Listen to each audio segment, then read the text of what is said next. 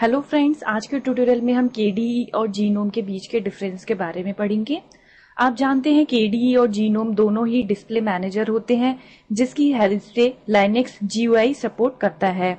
अपने आज के ट्यूटोरियल में हम इन दोनों डिस्प्ले मैनेजर के बीच के डिफरेंस के बारे में पढ़ेंगे। स्टार्ट करते हैं। सबसे पहले कैटेगरी आती है डिफॉल्ट लुक। केडीई में आप देखेंगे टूल बार बॉटम की साइड, नीचे की साइड होता है और एक मेन मेन्यू होता है। यहां आप देखेंगे ये एक मेन मेन्यू है और टूल बार नीचे की साइड होता है। जबकि जीनोम में आप देखिए कुछ इस तरीके से डिफॉल्ट लुक होता है। इसमें डेस्कटॉप आप देखेंगे स्टार्टिंग में ग्रे एंड पर्पल कलर का होता है। ये चेंज भी हो सकता है पर मोस्टली यही कलर रहता है। और टूल बार टॉप पर होता है। यहां आप देखेंगे टूल बार टॉप पर है ये। और जब हम इस पर माउस ओवर करते हैं तो ये कुछ बड़े आइकन्स की तरह चेंज हो जाते हैं। सेकंड कैटेगरी आती है रिमेनिंग फाइल्स। जब केडीई में आप फाइल्स के नेम को चेंज करना चाहेंगे तो सबसे पहले आपको उस फाइल को सिलेक्ट करना होगा। सिलेक्ट करके आप F2 प्रेस करेंगे और केडीई में आप देखेंगे इस तरीके से मैसेज बॉक्स आपके आगे खुल के आएगा। यहाँ पे आपको उस फाइल का नया नाम देना होगा और रीनेम बटन पे क्लिक करना होगा। जबकि जीनोम में ऐसा नहीं है। जीनोम में जब आप फाइल को सिलेक्ट करके F2 प्रेस करेंगे तो यहाँ आप देखेंगे मेन फोकस फाइल नेम पे ही रहता है, कोई पॉपअप विंडो ओपन होके नहीं आती है। यहाँ आप एक बात का ध्यान और रखेंगे कि केडीई में माउस के सिंगल क्लिक पे ही फाइल ओपन हो जाती है, जबकि जीनोम में फाइल को ओपन करने के लिए डबल क्लिक करना होता है। थर्ड कैटेगरी आती है सिस्टम प्रेफरेंसेस। यहां आप देखेंगे केडीई में सिस्टम प्रेफरेंसेस मतलब सिस्टम सेटिंग्स कुछ इस तरीके से दी होती हैं, जबकि जीनोम में ये कुछ डिफरेंट तरीके से दी होती हैं। Next section is more options. यहां आप देखेंगे आपके सामने एक स्क्रीनशॉट है जिसमें हम स्क्रीन सेवर की सेटिंग्स चेंज करना चाह रहे हैं। केडीई में ऑलरेडी डिफाइंड सेटिंग्स में चेंजेस करना डिफिकल्ट होता है।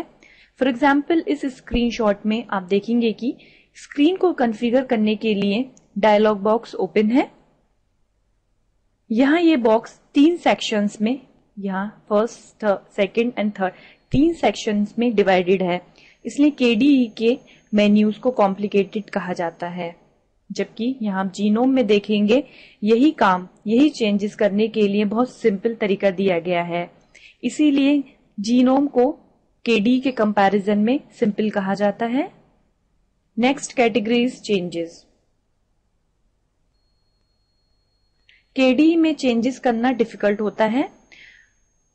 केडीई में चेंजेस करने के बाद उस पे आपको अप्लाई बटन पे या सेव बटन पे क्लिक करना होता है, जबकि जीनोम में चेंजेस न्यू ऑप्शन को चूज करते ही अप्लाई हो जाते हैं। फॉर एग्जाम्पल मान लीजिए मैंने यहाँ पे इस ऑप्शन को चूज किया तो चेंजेस अपने आप, मतलब कि मेरी बैकग्राउंड अपने आप चेंज हो जाएगी। उसके बाद हमें किसी सेव या अप्लाई बटन पे क्लिक नहीं करना होता है। अब हम इन पूरे डिफरेंसेस की एक समरी देखते हैं। केडीई मेनली ज्यादा से ज्यादा फीचर्स प्रोवाइड करने की कोशिश करता है। ये कोशिश की गई है कि ग्राफिकल वे से, मतलब जीयूआई वे तरीके से कितने ज्यादा से ज्यादा आप फीचर्स यूजर को प्रोवाइड कर सकते हैं। केडीई के फैंस इसकी फंक्शनैलिटीज को बहुत ज्यादा हाईलाइट करते हैं। फंक्शनैलिटी वाइज केडीई को बहुत ज्यादा स्ट्रांग बताया जाता है, पर जो क्रिटिक्स हैं उनका कहना है कि केडीई के मेन्यूज बहुत ज्यादा कंफ्यूजिंग है। आपने अभी हमारी प्रीवियस स्लाइड्स में देखा होगा जहां हम स्क्रीन सर्वर को कॉन्फ़िगर करना चाह रहे थे तो एक ही डायलॉग बॉक्स 3 सेक्शंस में डिवाइडेड था। इसलिए केडीई के मेन्यूज को कभी कभी कंफ्यूजिंग भी कहा जाता है। इसी तरीके से जीनोम ने केडीई के कंपैरिजन में सिंपल तरीका अपनाया है। ये कुछ कॉन्फ़िगरेशन पार्ट्स को हाईलाइट नहीं करता है, उसे हाइड कर लेता है और इस वजह से जीनोम बहुत ज्यादा यूजर को सिंपल लगता है। इसलिए जीनोम के जो लोग फेवर में होते हैं वो यही कहते हैं कि जीनोम बहुत ज़्यादा क्लीननेस प्रोवाइड कराता है और यूज़र को जीनोम पे काम करना बहुत ज़्यादा इजी लगता है। जीनोम के जो क्रिटिक्स हैं उनका कहना है कि जीनोम केडी के कंपैरिजन में बहुत कम फंक्शनैलिटी प्रोवाइड कराता है। इस तरीके से अपने आज के ट्यूटोरियल में हमने केडी और जीनोम इन दोनों के बीच के डिफरेंसेस को देखा। आज के लिए इतना ही। Thank you.